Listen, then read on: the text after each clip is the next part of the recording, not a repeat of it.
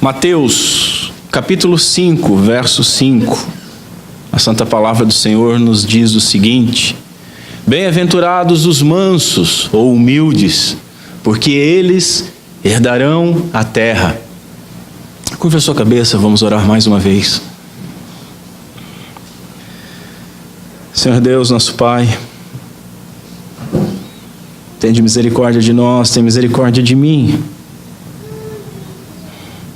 Me ajuda, Senhor, nas minhas debilidades. Me auxilia com Teu Santo Espírito, para que somente a Tua palavra seja exposta. Que o Teu Santo Espírito nos dê, Senhor, entendimento para com essa palavra e grave ela nos nossos corações, para que possa modificar o nosso modo de vida. Que nós possamos compreender mais essa característica essencial, fundamental do crente. Que nós possamos descansar com confiança que aquele que começou a boa obra em nós vai completar. Que nós possamos crescer em mansidão, em humildade. Pedimos essas coisas, Senhor, no nome santo de Cristo Jesus. Amém. Senhores, na última semana, nós vimos o que significa bem-aventurados os que choram.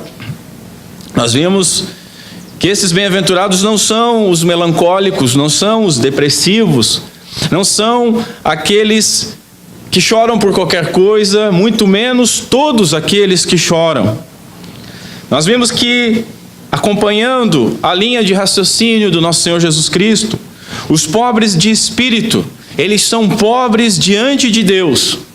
E estes, diante da santidade de Deus, diante da lei de Deus, da exigência de Deus, da glória de Deus, eles não só compreendem a sua pobreza espiritual, como choram essa pobreza. E choram também pela pobreza do mundo. Como diz o Salmo 119, torrentes de água saem dos meus olhos, porque os homens, eles desobedecem a tua lei.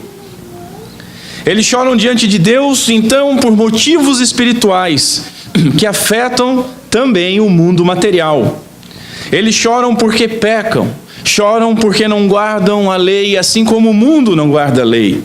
Eles choram de arrependimento, eles choram por misericórdia e experimentam o consolo, tanto em meio às lágrimas, quanto experimentam a certeza do consolo eterno, quando Deus enxugará dos nossos olhos todas as lágrimas.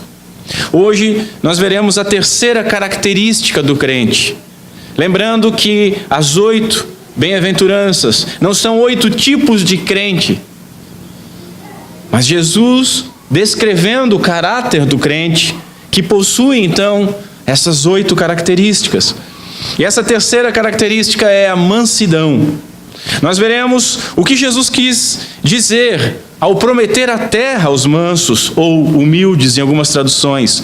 E por fim, vamos ver como nós devemos aplicar tal doutrina nas nossas vidas, em nosso dia a dia. Então, em primeiro lugar, o que Jesus quis dizer com aventurados os mansos, e o que ele quis dizer com herdarão a terra. O termo manso, no grego, ele significa também meigo, significa também submisso, bondoso, gentil.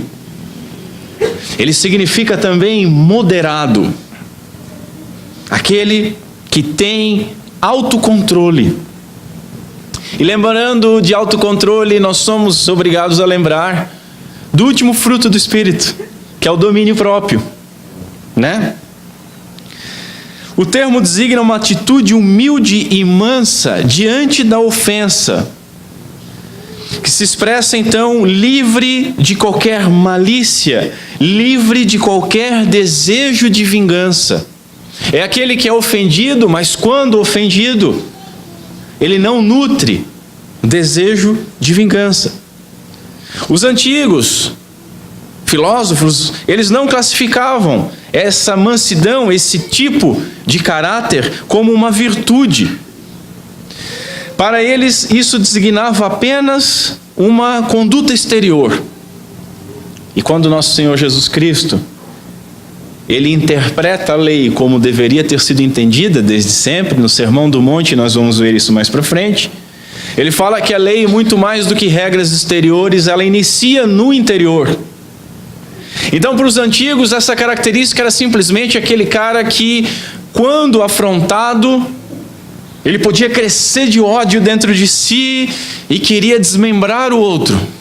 Espumava. Tinha que secar o veneno do canto da sua boca. Mas ele não falava nada. Era só alguma coisa exterior, né? Ele era manso para fora, mas por dentro queimava em chamas. Todavia, as beatitudes, elas pressupõem não o homem natural, não o homem comum, não o homem cultural, mas o homem contracultural, o homem nascido de novo, o homem regenerado, pois ela não é uma qualidade natural de uma natureza decaída. Naturalmente, o homem diante da afronta, ele se ira, ele deseja retaliação, vingança. Abrindo já um parênteses, quando nós formos ver o que não significa ser bem-aventurado, e aqui eu adianto com um ponto, porque o homem natural, ele pode ter uma característica também de mansidão natural. Mas essa característica natural, que também pode ser conhecida como frouxidão, ou um espírito, né, aquele que não... ela não glorifica a Deus. Não é esse o ponto. Um estoicismo natural não quer dizer nada. O termo é mais que apenas um comportamento exterior, senhores. É uma graça. E uma graça interna. E uma graça interna que se revela externamente. E ela se revela primeiro no nosso relacionamento com Deus, como nós vamos ver, e depois no nosso relacionamento para com os homens. Mesmo diante de homens maus, pois o bem-aventurado enxerga os insultos dos homens maus, os danos que nos são causados, como algo permitido por Deus e como algo empregado por Deus, tanto para castigo quanto para purificação dos eleitos. E vem bem a calhar com o que nós estudamos hoje na escola bíblica. O homem regenerado, ele entende que Deus está purgando ele, porque ele é filho, ele está sendo disciplinado, ele não é um bastardo. Ele sabe que Deus usa meios secundários, usa os problemas da nossa vida, muitas vezes para nos dobrar, muitas vezes para nos atrair para si novamente, para perto de si, para restabelecer o nosso relacionamento, para nos dar um choque de realidade, quando nós estamos muito para baixo ou orgulhosos. O homem natural, ele crê na força para a conquista. É isso que é pregado também em muitas igrejas, é isso que nós vemos na literatura. Aquele que não leva desaforo para casa, aquele que é sagaz, aquele que está pronto a dar um tapa na mesa. Jesus, porém, ele diz que o bem-aventurado, que é manso, esse ele herda a terra. É totalmente contracultural. É totalmente contra o senso comum. Mansidão também não sugere fraqueza. O termo não designa fraqueza, mas poder. E eu espero ao longo da exposição que os irmãos consigam compreender este ponto. É o autocontrole. Autocontrole de não impor-se de modo violento. É a ação de um homem que não pode se ajudar, que sabe que não pode se ajudar, que sabe que tudo que fizer para se ajudar, ele vai estar piorando a situação e depende então totalmente e completamente de Deus. Tem um ponto de um livro do Tozer onde ele diz assim, que quando você não confia no Senhor e tenta se defender diante dos homens, você corre o risco do Senhor deixar você se defender diante dos homens. E é preferível que você deixe isso nas mãos do Senhor. É preferível que, como nós vimos semana passada, o advogado, o consolador esteja ao seu lado, e não que você faça a sua defesa no braço da carne.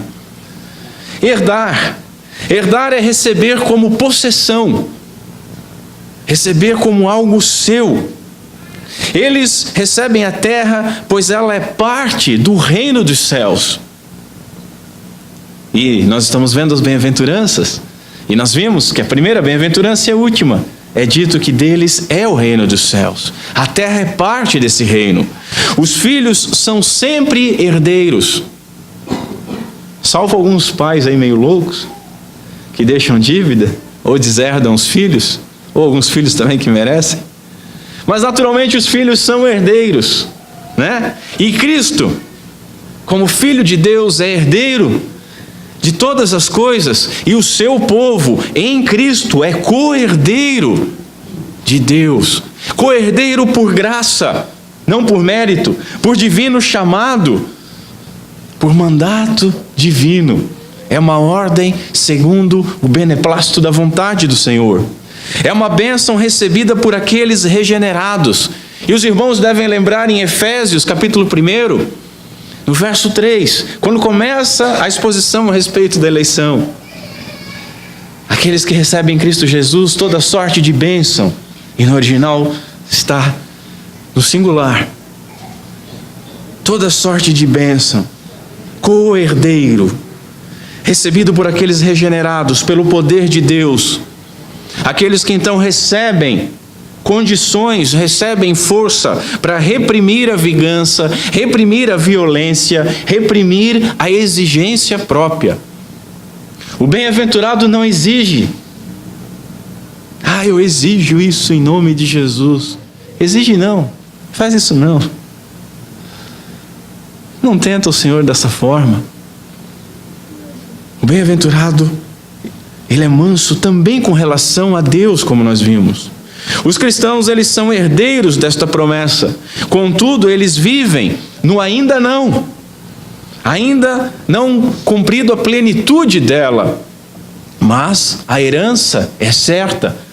Nós vimos o tempo futuro, que dá certeza. Então nós vivemos, de certa maneira, no já. O termo terra é o espaço sobre o qual se estende o reino dos céus.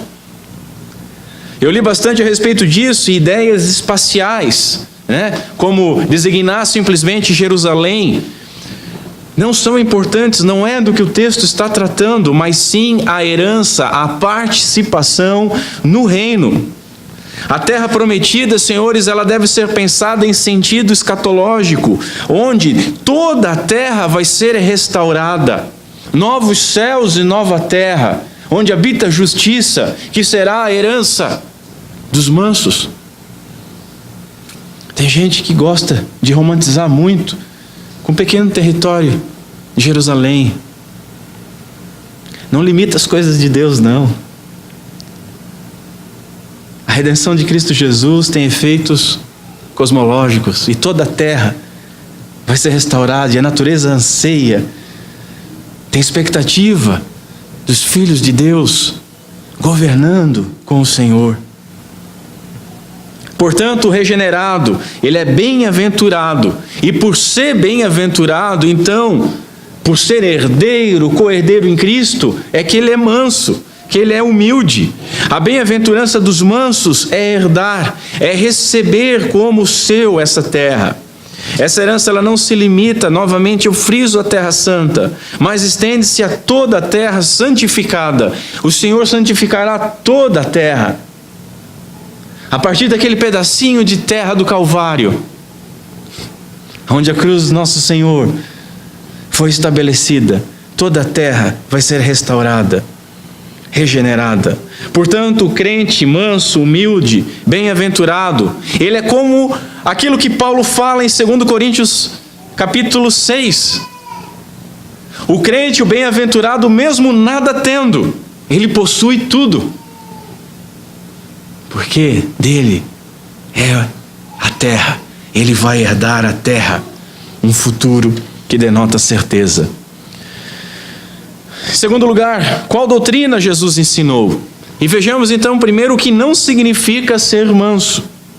Manso não é uma pessoa limitada. Manso não é uma pessoa indolente. Manso não é uma pessoa apática. Manso não é alguém que é frouxo ou inativo, alguém que é molenga ou alguém que é acomodado. Ah, ele é tão mansinho. Mansinho assim é um gato, um cachorro. A mansidão não é frouxidão, porque nós temos um exemplo de mansidão, e o nosso exemplo maior de mansidão é o nosso Senhor Jesus Cristo. E ele expulsou os comerciantes do templo. Aquele que é manso e humilde de coração fez com certa violência uma purificação do templo, expulsando os cambistas. O manso também não é aquele que fala bonitinho, ou que é extremamente gentil, ou que busca a paz a qualquer preço.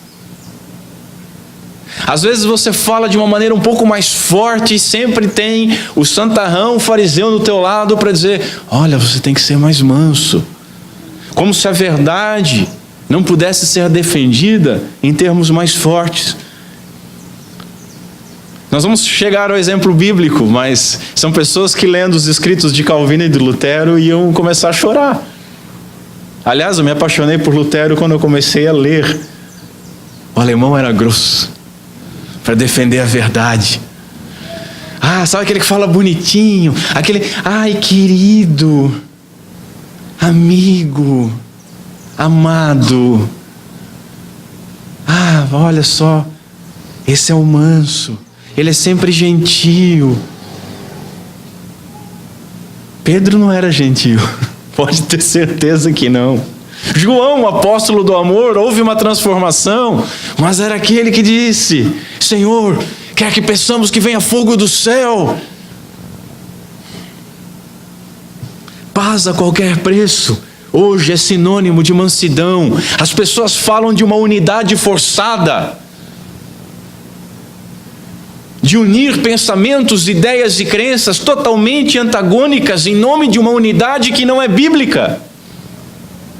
Ah, você é muito exaltado, tem que ser manso. Vamos dar a mão, tá? Vamos dar a mão e fazer o quê? Cantar Imagine.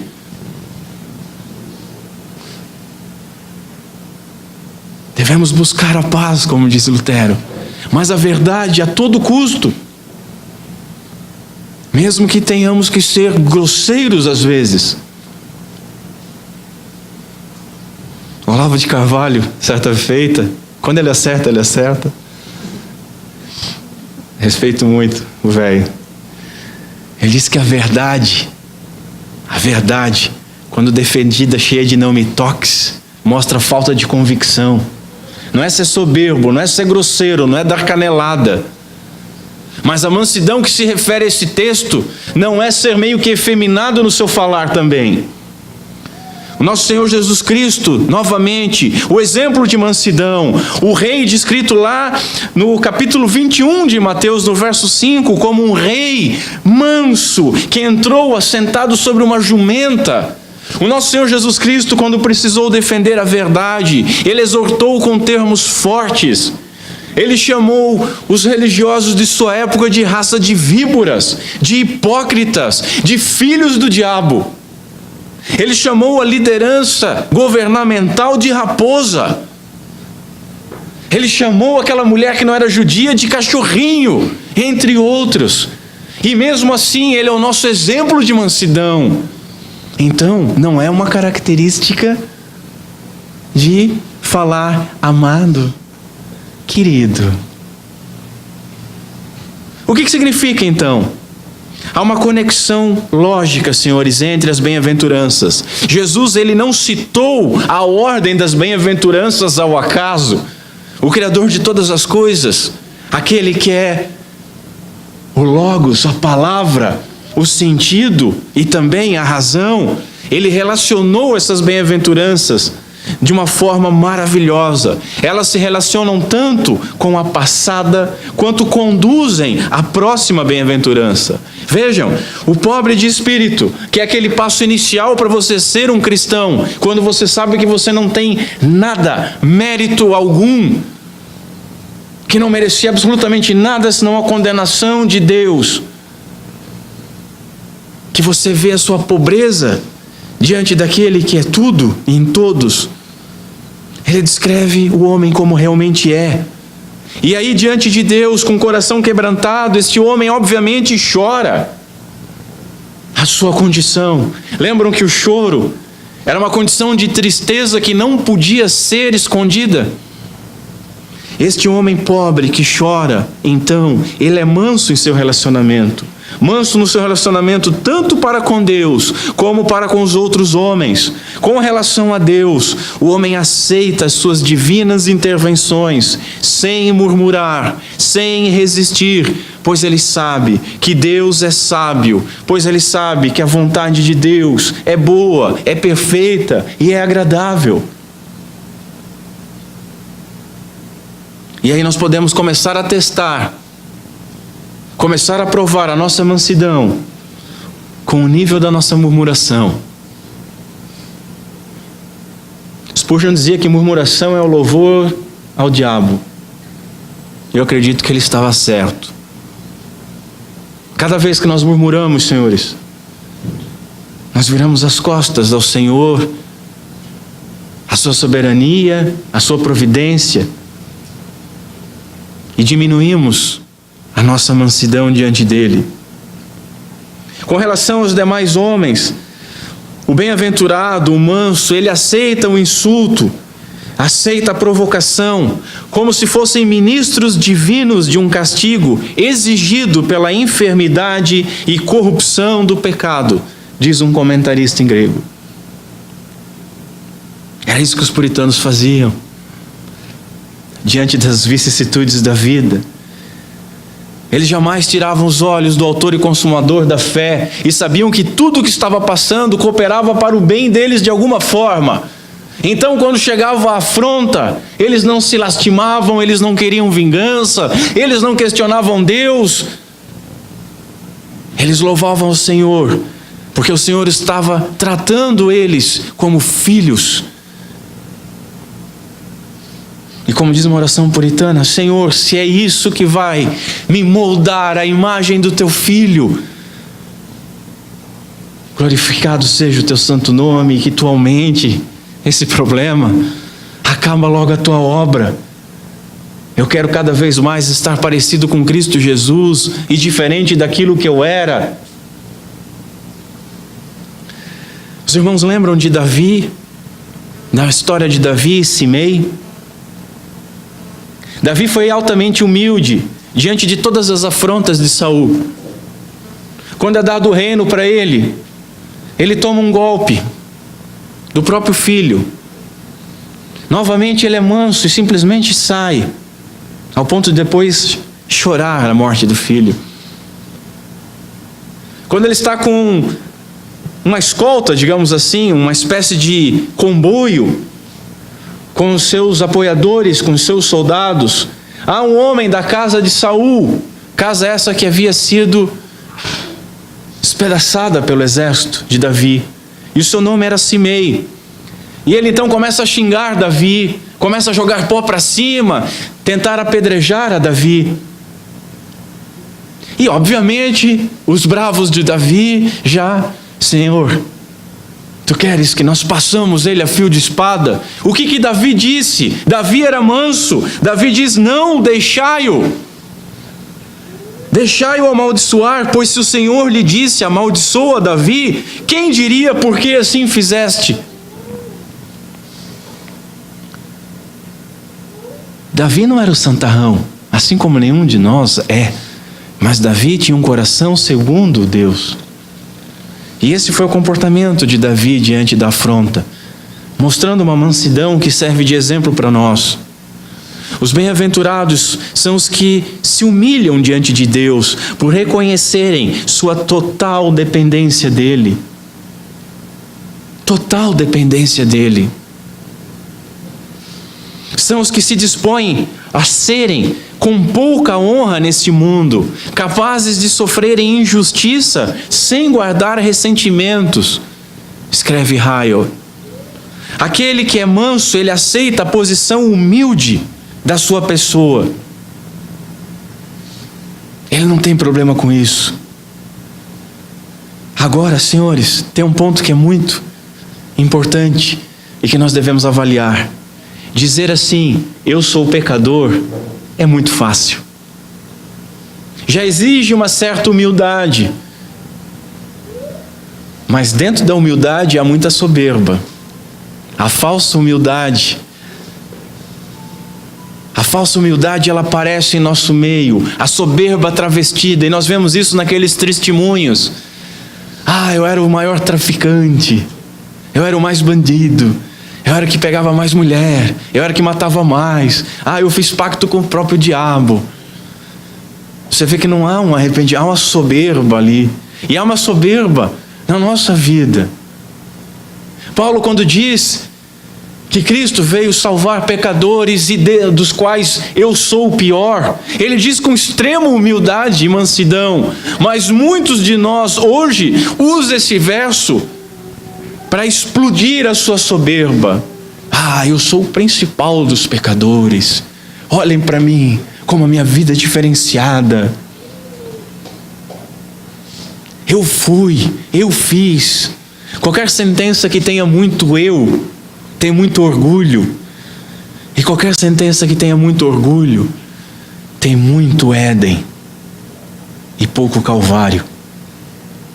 Então dizer eu sou pecador é muito fácil. Nós podemos dizer isso, nós podemos reconhecer isso diante dos homens. Agora, senhores, difícil é ser humilde e manso o suficiente quando alguém nos chama de pecador. Notem a primeira bem-aventurança, que é a entrada mesmo do reino, que é a característica primária do crente. Lembrando que todas as 8 são, mas ninguém pode ser crente sem ser pobre de espírito diante de Deus. É muito fácil diante de Deus dizer, eu sou pobre de espírito. É muito fácil dizer diante dos homens, olha, eu sou pecador, salvo sem mérito pela graça. Agora, é muito difícil quando o homem aponta o dedo para você e diz, você é um mentiroso. Você não tem palavra. Você é falso, você enganou, você traiu. Aí, toda aquela humildade, tal como um bloco de gelo no sol, começa a escorrer. E começa a escorrer ódio, começa a escorrer justificação própria. Homens na defensiva. Como assim? Você sabe com quem está falando? Ou se não há um sentimento de vingança, aquela dor. A pessoa está falando que você é e você se ressente. Você fica meio que indignado. Peraí, mas você não sabia que era? Ele está te dizendo alguma novidade? Vou referir de novo Spurgeon. Quando o diabo diz que eu sou pecador, ele está dizendo exatamente o que eu sou. Ele está dizendo exatamente o que eu preciso, que é de Cristo Jesus. Então até em seus ataques ele me consola. A nossa confiança, senhores, está em quem? No nosso mérito ou em Cristo? Nós sabemos verdadeiramente que somos pecadores? Somos verdadeiramente pobres de espírito? Somos verdadeiramente mansos e humildes? Ou somos humildes até o ponto que alguém mostra para nós o que nós somos? Semana passada eu estava conversando com o Lucas e nós conversamos de uma característica que eu não vou dizer que ele confessou ser dele. Eu não disse isso. Mas que eu confessei também ser minha. Orgulho. Irmãos, eu sou um poço de orgulho. E posso dizer com toda a convicção, é muito fácil eu dizer daqui de cima, com os irmãos com os olhos arregalados para mim, dizer, eu sou orgulhoso, e dia a dia eu tenho que mortificar o velho homem. Mas como Lutero dizia, eles temem sair da cruz. Agora, se um dos irmãos disser para mim, você é orgulhoso, aí o buraco é mais embaixo. Porque aí aquele orgulho cresce igual o Hulk. Ele deixa de ser aquele manso falso, apático, frouxo igual o Bruce Banner. E se você não tem essa referência, vai procurar ler os quadrinhos da Marvel urgente. Porque agora me veio essa ideia e encaixa perfeitamente. O manso não é o Bruce Banner, frouxo, raquítico, tadinho. E nós muitas vezes nos mascaramos assim, quando vem a afronta, pá, nós somos Hulk esmaga. Mas o manso verdadeiro, o bem-aventurado verdadeiro é forte, e ele sabe que tem a potência de um Hulk. Mas mesmo assim ele não procura esmagar, ele não procura vingança. Ele sabe quem ele é, ele sabe quem o salvou. Ele sabe que não é melhor que ninguém. Por isso, mansidão não é sinônimo de fraqueza, mas é uma qualidade forte. Senhores, uma qualidade tão forte porque ela é forjada pela humildade. E ela é temperada pelas nossas lágrimas. Não temperada como uma carne, mas temperada como o aço e o ferro. São as nossas lágrimas que tornam forte a nossa mansidão. É uma qualidade que somente uma pessoa forte no Senhor possui. Alguém que não deseja usar força, que não deseja usar poder, que não deseja usar a sua posição, que não possui o desejo de vingança ou de retaliação, que não reivindica o direito próprio. E ele faz isso por amor a Cristo. Ele faz isso para que o nome do Senhor possa ser glorificado através da sua vida. Ele faz isso porque ele espera no Senhor como seu advogado. Quando injuriados, silenciam. Quando perseguidos, sofrem-no. Quando rejeitados, afastam-se. Eles não fazem alardes quando injustiçados. Eles não reclamam para si nenhum direito. Diz Bonhoeffer. Tudo que o manso faz é na perspectiva de que ele morreu para si mesmo. E quem morreu para si mesmo, morreu para si mesmo, não tem eu. Eu me senti ofendido. Não existe isso. Seu maior bem é Deus, e nele o bem-aventurado aguarda a sua herança. Veja, o manso não apenas retém o golpe de resposta a uma afronta, mas ele retém também a vontade de golpear. A sua luta, mais do que exterior, é interior. E cada vez que ele consegue enganar as outras pessoas,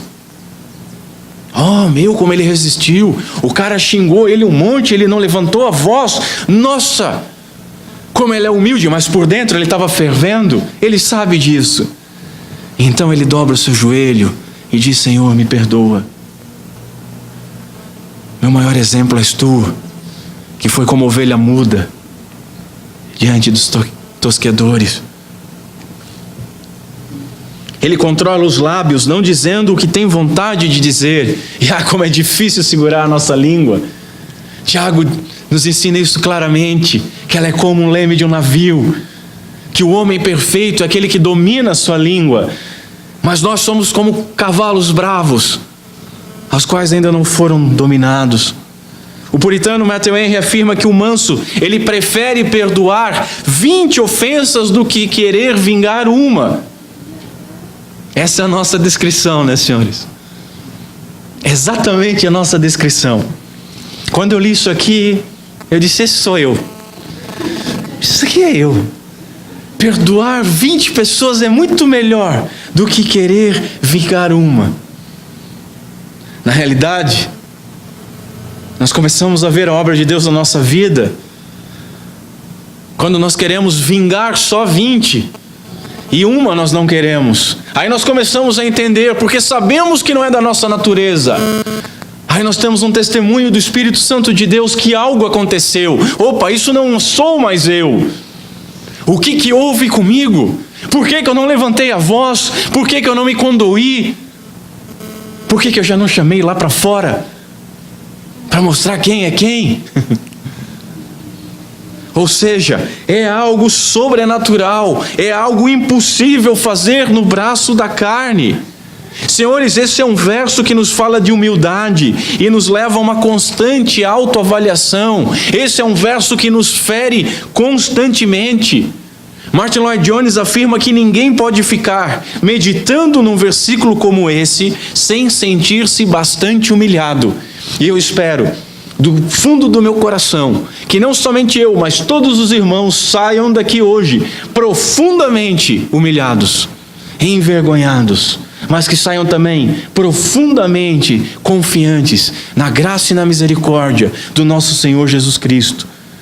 Pois aquele que começou a boa obra em nossa vida, Ele é fiel e Ele vai levá-la a termo até o dia de Cristo Jesus.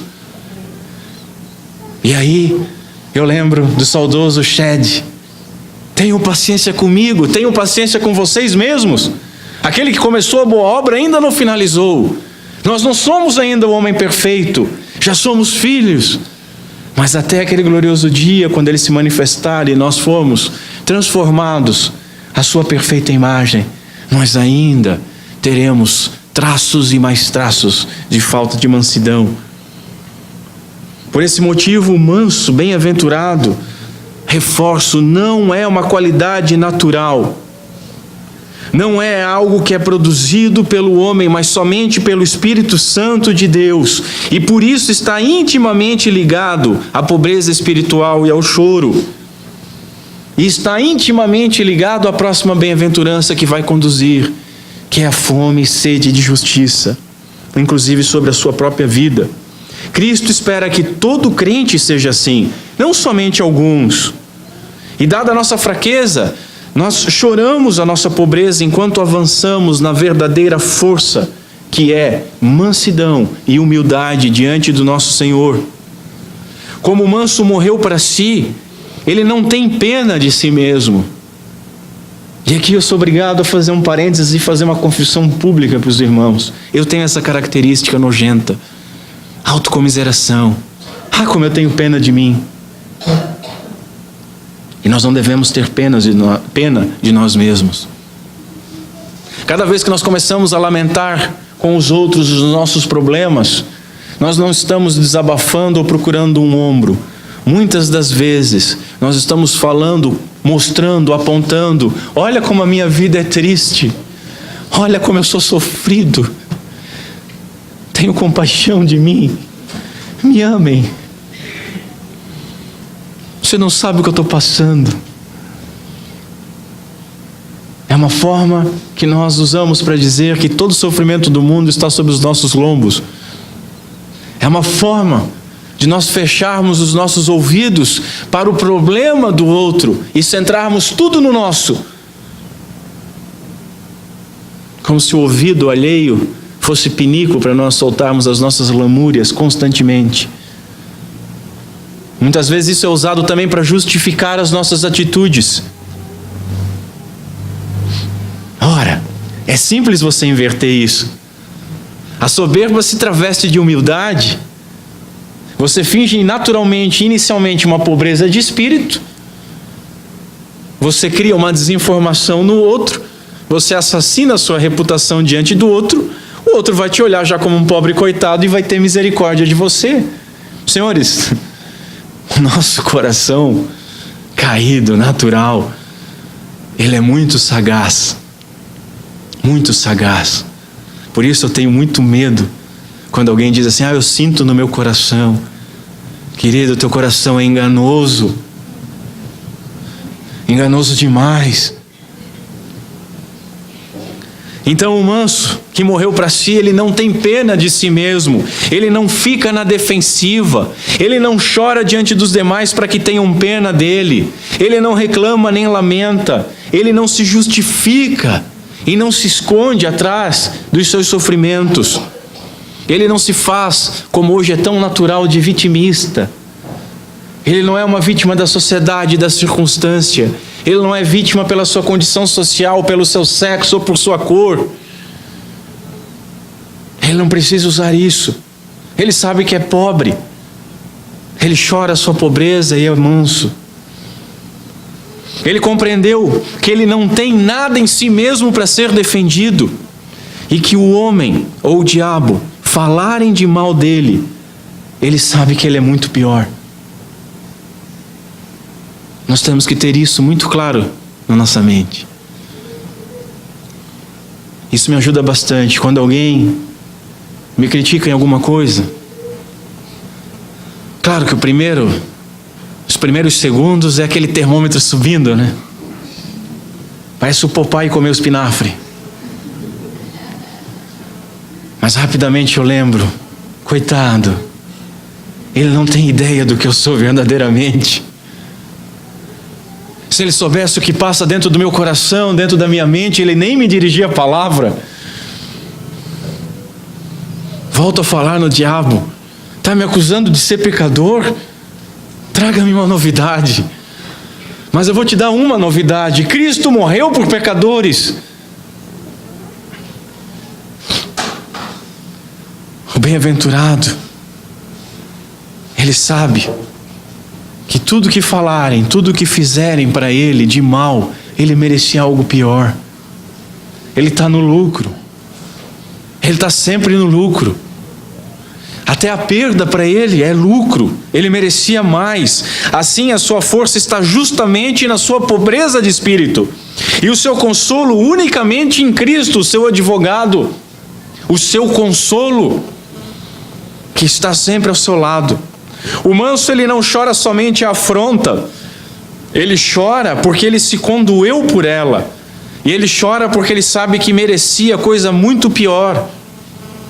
Os fiéis, porém, diz Calvino, eles temem mais a ofensa a Deus do que o castigo, mais a ofensa a Deus do que a vergonha. E é por isso que eles choram. Todavia o manso, ele é moderado no seu direito. Ele é moderado nas suas causas, mas ele pode ser um animal selvagem quando se trata de defender as coisas de Deus ou as outras pessoas. Nós vamos ver isso a respeito de virar outra face, que é tão deturpado. Virar outra face é por causa da justiça. Ser perseguido é por causa da justiça. Tenta entrar na minha casa para ver se eu vou virar outra face. Os ímpios, os orgulhosos, os valentes, eles parecem dominar a terra. É o que nós vemos constantemente. Mas devemos lembrar que a terra, ela jaz no maligno.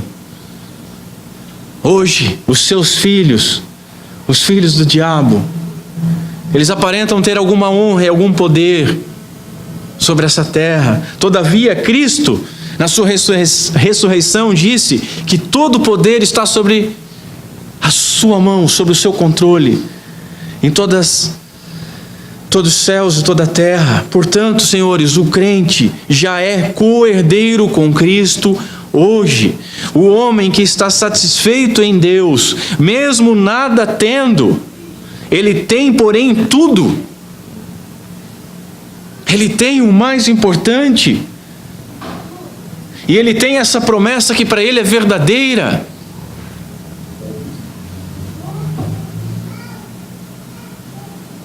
Porque deles é a terra. Eles vão herdar a terra. Ele crê mais na promessa do que nele mesmo. Jesus faz redenção dos pecados, faz redenção de todo esse mundo, e na plenitude da sua consumação, do seu reino, lá nos novos céus e nova terra, naquele dia, os mansos reinarão junto com ele, eternamente. É uma herança eterna. Portanto, em certo sentido, eles já gozam da terra hoje, vivendo com um espírito manso e gracioso, vivendo com contentamento, sabendo que tudo que tem vem de Deus. Tudo que recebem é por graça e misericórdia. E sabendo que se tudo vem de Deus, por que eles se orgulham em alguma coisa? Mas devemos reconhecer que essa promessa ainda não está totalmente cumprida. Nós ansiamos o ainda não, sabendo que se perseverarmos, também com Ele reinaremos, nos ensina Paulo em 2 Timóteo. Temos perseverado com Ele? É assim que nós vamos reinar. Quando Deus tiver destruído todos os que em sua arrogância resistem à sua vontade, os mansos serão os únicos a herdar a terra, nos diz um comentarista. A mansidão dos cidadãos do reino, dos regenerados, antecipa as condições da vida no reino quando Jesus retornar. Antecipa. Assim como no dia do Senhor, nós temos uma pequena prelibação do glorioso dia, do eterno Shabá. Assim como na ceia do Senhor, nós temos uma prelibação, nós pré-gozamos numa comunhão íntima com nosso Senhor. Quando nós vivemos num estado de mansidão, vivendo como cidadãos do reino, hoje nós antecipamos, vivemos um pouco das condições daquele reino eterno. Nesse glorioso dia, não serão os egoístas, os violentos, mas os mansos, como o seu Senhor, que permanecerão e com Ele reinarão eternamente. Em terceiro lugar, como podemos aplicar tal doutrina no nosso dia a dia? Primeiro, Jesus, senhores, é sempre o nosso modelo. Jesus é sempre o nosso paradigma. E se tratando de mansidão, é nele que nós temos que colocar os olhos. Para obter sucesso, não devemos andar como o mundo anda. Nós não devemos, como dizia Calvino, correr com as lebres e caçar com os cães. Nós devemos ser diferenciados. Os nossos olhos não devem estar nos homens, no seu sucesso, mas os nossos olhos devem estar no Senhor e na sua palavra. E na sua palavra nós aprendemos a mansidão de Abraão, mesmo de todas as ofensas que recebeu de Ló. Aprendemos de Moisés, o homem que a Bíblia diz que era manso, o homem mais manso. Aprendemos da mansidão de Estevão, sendo apedrejado e orando por aqueles que o apedrejavam. Mas todas essas mansidões não chegam aos pés daquele que disse: aprendei de mim que sou manso e humilde de coração. Quando cansados, quando sobrecarregados, é em Cristo, senhores, que nós encontramos descanso da alma, daquela alma que é pobre, daquela alma que chora e daquela alma que deve ser mansa. É nele que nós encontramos consolo e exemplo, naquele que foi ultrajado e não revidou com ultraje, naquele que, quando maltratado, não fazia ameaças, mas entregava-se àquele que julga retamente. Pedro, falando sobre Cristo Jesus. Isso nos descreve, senhores. Quando ultrajados nós tendemos a revidar ou não. Quando ameaçados nós fazemos ameaças ou silenciamos. Nós temos verdadeiramente nos entregado àquele que julga retamente ou tentamos fazer a justiça no nosso braço? Segundo, você consegue enxergar aqui um padrão? Se você consegue enxergar um padrão, é porque isso está descrevendo o crente. Cristo, ele liga essas 8 qualidades. 8 qualidades que, como eu disse e reitero, descrevem o caráter de todo crente. Não são alguns pobres de espírito.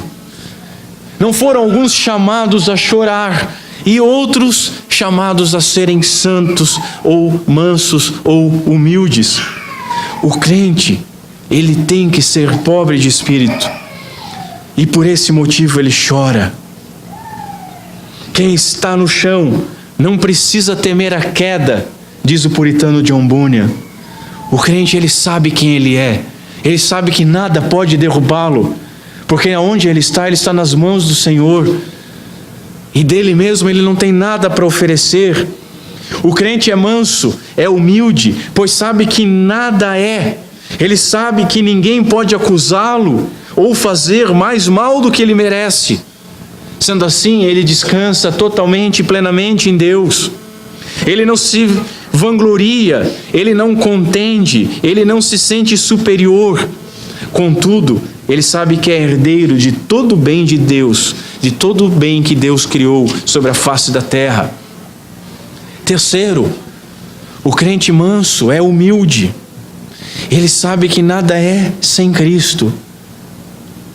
Ele fica admirado como Deus foi se importar com ele. Quem é o homem? Isso é verdadeiro para ele. O vermezinho de Jacó, ele sabe o que está sendo descrito aqui. Não é uma questão de ter uma autoestima baixa, de ser, ó vida, ó céus, como as pessoas acusam às vezes, né? Os triunfalistas que dizem, eu sou o melhor de Deus, nos acusam de sermos meio brocochôs. Mas isso é porque nós sabemos que nós não somos o melhor de Deus. O melhor de Deus é Cristo Jesus, que morreu em nosso lugar. E por isso nós nos espantamos. Como assim? Como assim Deus foi olhar para mim? Ele fica admirado como os homens o tratam, ainda que tratem mal, porque sabem que mereciam pior. Ele morreu para si mesmo. Ele não tem direitos a exigir. Ele não busca nem ganhar o mundo, nem vingança do mal que lhe foi feito. Deus reservou o melhor deste mundo para aqueles que pensam menos neste mundo e que pensam menos em si mesmos, nos diz Spurgeon. Quarta aplicação: o crente manso, morto para si, ele vive para Cristo. Essa também é a nossa descrição, né, senhores? Nós vivemos para Cristo. Em nenhum momento nós pensamos em nós mesmos. Em nenhum momento nós questionamos porque está doendo. Em nenhum momento nós buscamos dividir glória. Ai de nós. Mas o crente manso, ele vive para Cristo. Quando o governo do eu se entrega, Cristo reina por inteiro. E não é questão de permitir que Deus reine, é questão de não ser duro diante de Deus. Por desistirem do seu direito, de sua vida na terra, é dado o reino, vida abundante e a terra por herança, escreve Spurgeon. Mas eu vejo aqui algo contrário. Eu vejo que para aqueles que receberam como herança essa terra, que são bem-aventurados, aqueles que receberam o reino como herança, aqueles que receberam a regeneração, eles desistem de todo o seu direito aqui na terra, porque eles estão com os olhos na promessa do Senhor. Eles sabem que nada do que eles possam ansiar, desejar, é maior do que aquilo que Deus prometeu para eles, e eles aguardam isso. Morrer para si é obra de regeneração. Morrer para si é sobrenatural. Morrer para si é somente pelo Espírito Santo de Deus. O homem jamais vai ser manso na força do braço da carne. E se isso é novo para você, se arrependa. Se você compreendeu isso somente hoje, se arrependa. O Senhor está te chamando hoje. Observe a sua pessoa corretamente. Observe a sua pessoa diante da santidade e da glória do nosso Deus, diante da majestade do nosso Deus. E comece pela pobreza de espírito. Somente assim você vai ser manso. Somente assim, herdeiro do reino, herdeiro da terra. Agora, se você já experimentou isso, mas tem enxergado na sua vida um pouco mais de orgulho e violência do que mansidão, lembre-se do seguinte: aquele que começou a boa obra em nossas vidas é fiel, vai completá-la. Não é homem para que minta, para que se arrependa. Ele vai completá-la. Me reporto a Shed de novo. Tenhamos paciência, pois ele não acabou ainda. Mas vamos prosseguindo para o alvo, deixando para trás tudo. Não fica vivendo o erro. Não fica com autocomiseração. Não fica vivendo o que as pessoas fizeram para você. O Espírito Santo de Deus tem trabalhado em nossas vidas. Que nós possamos então avançar em meio a lágrimas de arrependimento. Quanto maior a consciência da nossa pobreza, maior a nossa mansidão.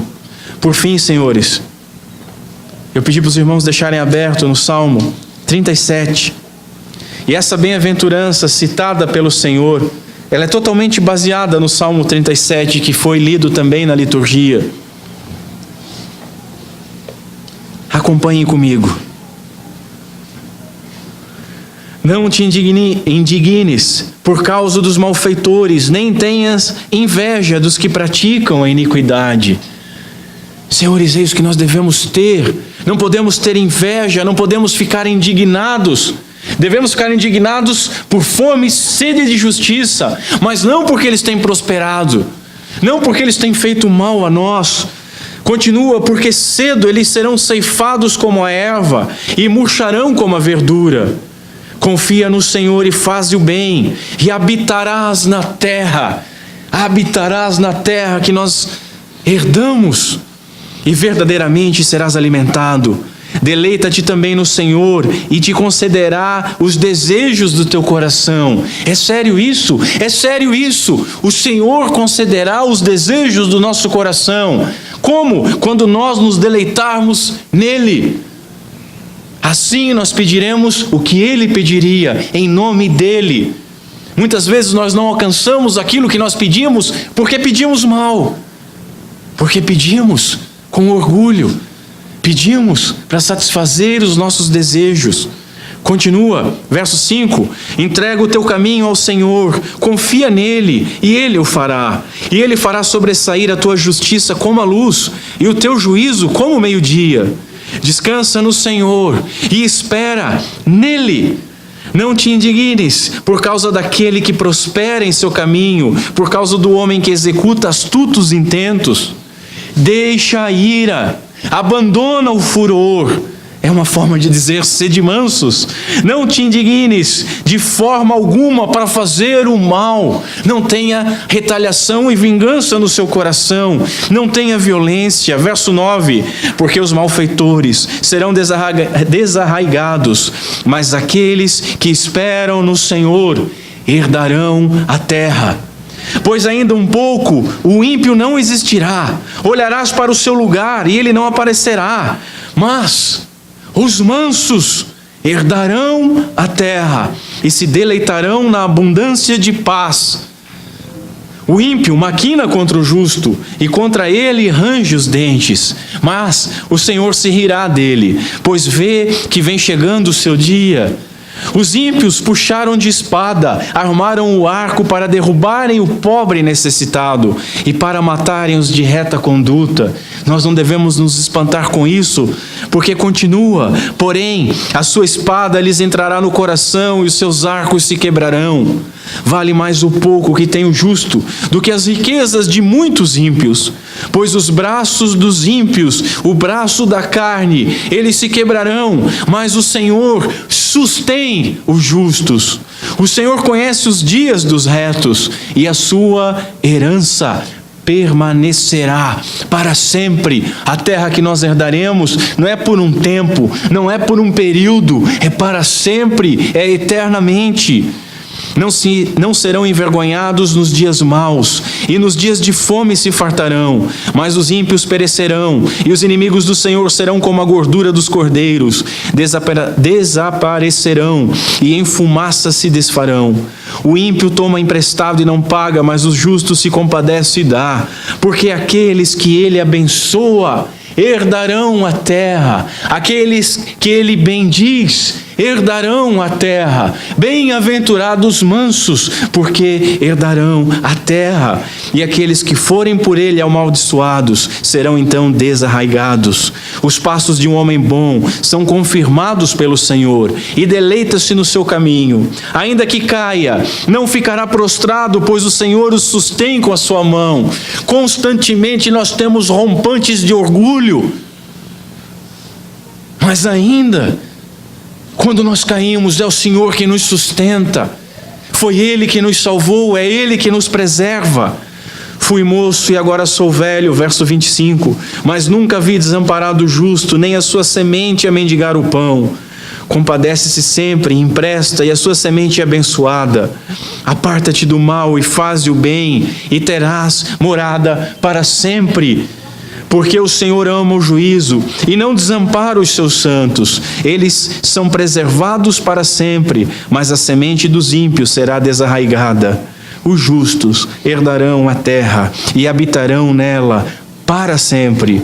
A boca do justo fala sabedoria, e a sua língua fala do juízo. A lei do seu Deus está em seu coração, os seus passos não resvalarão.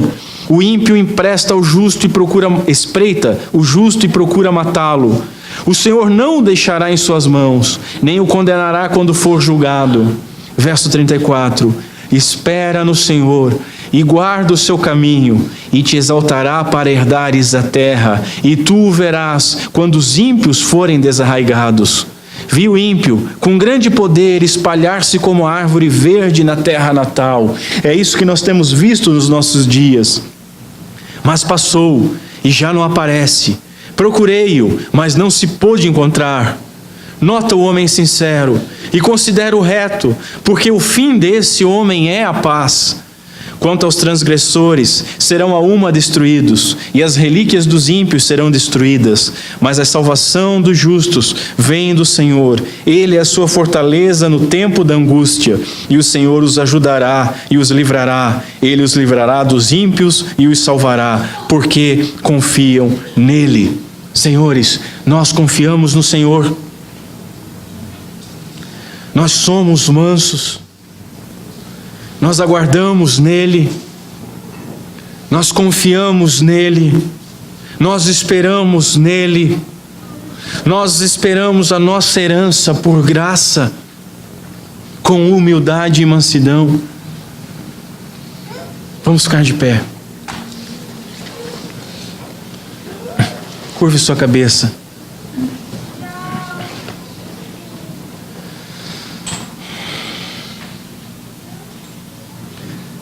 Senhor Deus, nosso Pai, tem misericórdia de nós. Senhor, obrigado pela Tua palavra, que nos humilha, que nos coloca onde nós devemos estar. Obrigado porque a Tua palavra reflete a Tua santidade, a Tua grandiosidade. Ela reflete a Tua graça, que alcança pecadores e merecedores como nós somos. Senhor, perdoa os nossos pecados, perdoa, Senhor, a nossa falta de humildade e de mansidão, porque isso reflete a falta de fé que nós temos tido. Sede misericordioso conosco, Senhor, e concede um espírito quebrantado, manso, humilde, dependente de Ti em todas as coisas, que não busca a própria justiça, mas que tem fome e sede da Tua justiça. Senhor, nos auxilia, porque sozinho nós não conseguimos. Não nos desampare, Senhor. Não permita que nós fiquemos por nós mesmos, nem mesmo quando nós buscamos virar as costas para Ti. E por isso, Senhor, nós Te agradecemos, pois muitas vezes Tu nos traz de volta com disciplina, com dor, mas é por amor. Senhor, nos mantenha em humildade e mansidão, que os nossos olhos possam estar com confiança em Cristo Jesus, aprendendo dele que é manso e humilde, que nós não ousemos ser mais do que Ele foi, mais do que Ele é.